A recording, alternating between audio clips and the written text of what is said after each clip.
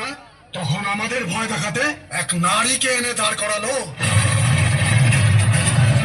কেবলমাত্র শরীরে কালো রং মেখে আসলেই কালের সম্মুখীন হওয়া যায় না মূর্খ নারী।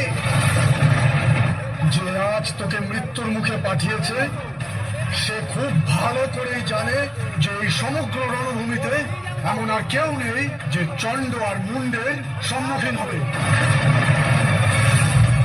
ব্রহ্মাণ্ডের চিরন্তন সত্য হলো এই যে শক্তির অধিকারী কেবলমাত্র পুরুষরাই হয়, নারীরা তো চিরকালই অবলা।